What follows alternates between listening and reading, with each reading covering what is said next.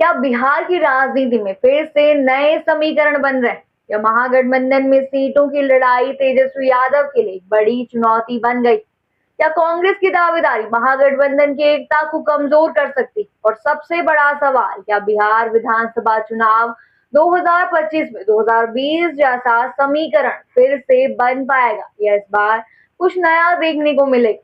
नमस्कार, मैं हूँ राधा राणा और आप देख रहे हैं आर्यभट्ट टाइम्स। बिहार की राजनीति एक बार फिर गर्मा चुकी है। चुनाव में अब कुछ ही महीने बाकी हैं और सीटों की दावेदारी को लेकर सत्ता पक्ष और विपक्षी दलों में खींचतान तेज हो गई। महागठबंधन में सीटों को लेकर जो रस्साकसी चल रही उससे साफ हो गया है कि इस बार तेजस्वी यादव के सामने एक हरक्यूलियन टास्क खड़ा हो गया है। 2020 के विधानसभा चुनाव में राजद सबसे बड़ी पार्टी बनकर उभरी थी, लेकिन इस बार की लड़ाई आसान नहीं होगी। कांग्रेस, लेफ्ट पार्टी और वीआईपी जैसी छोटी पार्टियों ने अपनी अपनी दावेदारी ठोक दी, जिससे तेजस्वी यादव के लिए समीकरण बिठाना मुश्किल होता जा रहा है। महागठबंधन में कांग्रेस की भूमिका अहम रही, लेकिन इस बार कांग्रेस की मांगों ने तेजस्वी यादव की चिंता बढ़ा दी। 2020 में कांग्रेस ने 70 सीटों पर चुनाव लड़ा था, लेकिन इस बार कांग्रेस न सिर्फ इन सीटों को बरकरार रखना चाहती है, बल्कि अपनी स्थिति और मजबूत करने के मूड में। पार्टी ने दावा किया है कि वह 70 से कम सीटों पर समझौता नहीं करेगी। इतना ही नहीं, कांग्रेस के नेता अब 243 सीटों की तैयारी की बात कह, जिससे राजद की मुश्किलें और बढ़ गई। इस बीच विकासशील इंसान पार्टी वीआईपी के अध्यक्ष मुकेश सहनी भी अपने दावेदारी को लेकर पूरी तरह से मुखर है। पिछले चुनाव में उनकी पार्टी के 4 विधायक जीते थे, लेकिन भाजपा ने उन्हें अपने पाले में कर लिया। अब मुकेश सहनी ने ऐलान कर दिया है कि इस बार बिहार में उनकी पार्टी के कम से कम 40 विधायक होंगे, यानी वीआईपी भी अपनी ताकत दिखाने की पूरी तैयारी में। सबके बीच तेजस्वी यादव के सामने सबसे बड़ी चुनौती ये है कि वह सभी सहयोगी दलों को कैसे संतुष्ट करेंगे। राजद खुद 150 से कम सीटों पर समझौता करने के मूड में नहीं।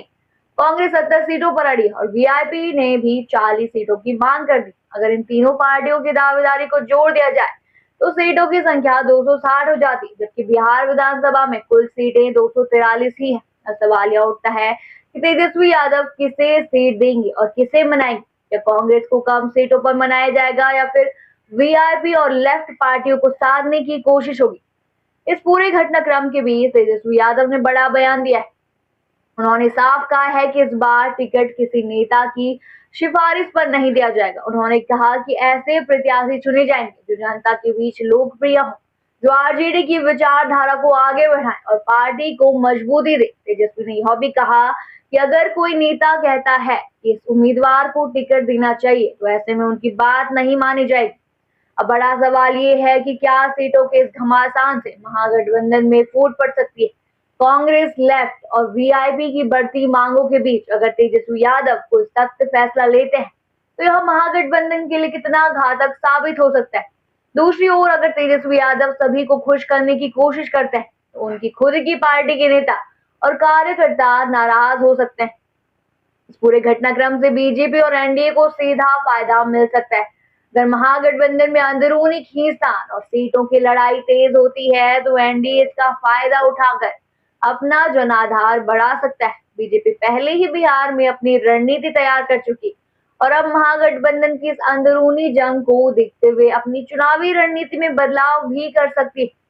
2020 के चुनाव में राजद सबसे बड़ी पार्टी बनकर उभरी थी, लेकिन क्या 2025 में भी यही कहानी दोहराई जाएगी? यह कहना फिलहाल मुश्किल है। सीटों के बंटवारे का मुद्दा जितना ज्यादा उलझेगा, उतना ही महागठबंधन के लिए नुकसानदायक साबित हो सकता है। तो कुल मिलाकर बिहार की राजनीति इस समय उबाल है। सीटों की लड़ाई तेज हो गई है और तेजस्वी यादव के सामने और सबसे कठिन चुनौती बन गई।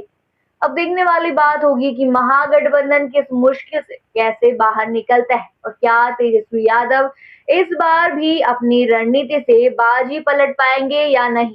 फिलहाल इस मुद्दे पर आपकी क्या राय? क्या महागठबंधन की सीटों की लड़ाई से बीजेपी को फायदा होगा या तेजस्वी यादव इस चुनौती से पार पा सकेंगे?